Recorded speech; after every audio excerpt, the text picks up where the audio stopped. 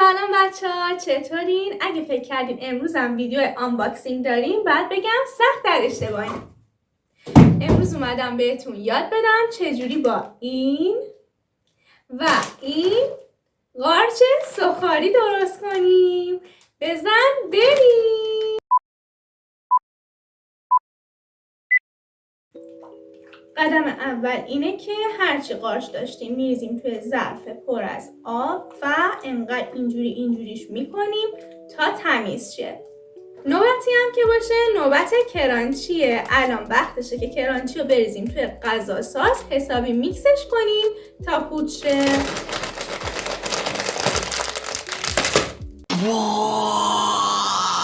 وای خدای، کرانچی هم حتی نصف شدن.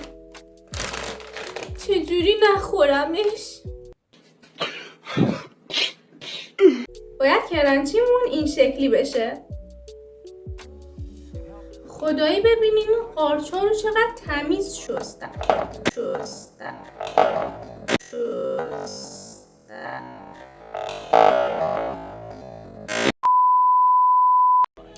قارچ سه چشم خورد. حالا که دارم فکر میکنم لو رفتم که هیچی از آشپزی نمیدونم. من فقط خوردن بلدم.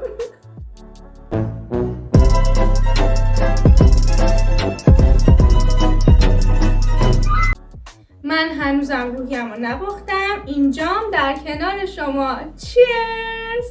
اینجا ما آرد داریم با یکم نمک و فلفل و زردچوبه. این آبو بهش اضافه میکنیم و هم میزنیم.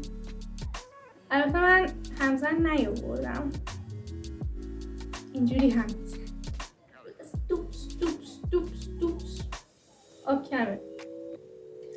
دوپس دوپس دوپس دوپس دوپس.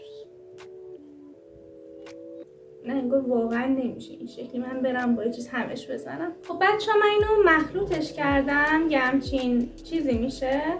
این قارچ هم از قبل آماده کردم، به چنگال زدم، اینجوری توش میغلطونیم قشنگ خیس میشه. همین قارچ که داشت چیکه چیکه میکرد و میزنیم به این پودر کرانچیمون. خیلی خوشگل شده. دلم میخواد همینجوری بخورمش. اینا رو این شکلی از اینجا انتقال میدیم به اینجا. دوتا هم الان اینجاست. میریم که سرخش کنیم. خب حالا از مامانمون خواهش میکنیم که اینا رو بریزه توی روغن داغ.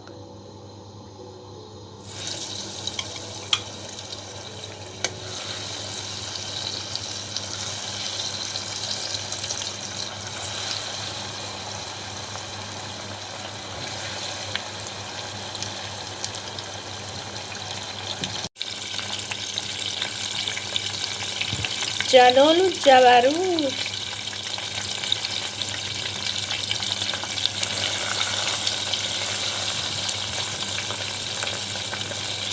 خب بچه ها، از اونجایی که من یه دیماهی صادقم و همطور که شما خودتون میدونین هر کس موقع آشپزی لباس فینگردار میپوشه، یعنی خیلی بارش از آشپزی، بعد بهتون بگم که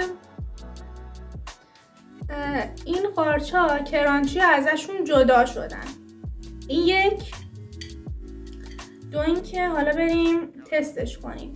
البته تو این ویدیویی که من دیده بودم همینجوری بود ولی نمیدونم چرا کرانچی جدا نشده بود ازش. شاید یه کاری کرده بود. من مطمئنم یه گردنی شیکونده بود که اینو بهش چسبیده بودن. آخه تخم مرغ هم نزده بود بهش. میگم آخه این چرا مثلا نمیدونم. حالا بریم تستش کنیم بچه ها. یه دونه رو برمیدارم. خیلی داغه. من بخارش رو میبینیم یا نه؟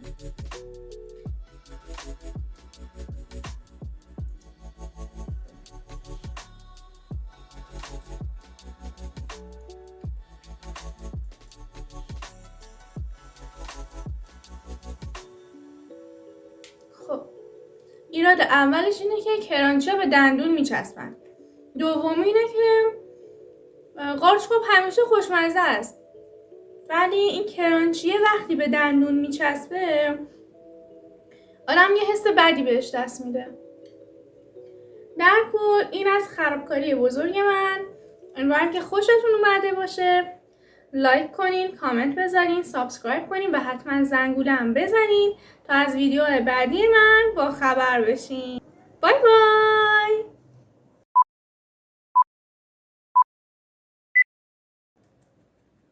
ولی خدایی خوشمزه است. اگه این چسبیدن کرانچی رو به دندون و فاکتور بگیریم خیلی خوبه.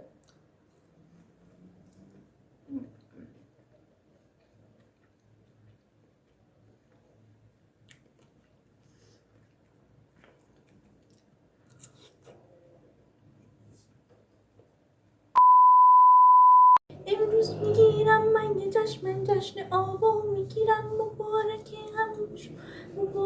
هم به خدا. امروز میگیرم پنجره رو باز کنم. گرمه. شما گرمتون نیست، من گرممه.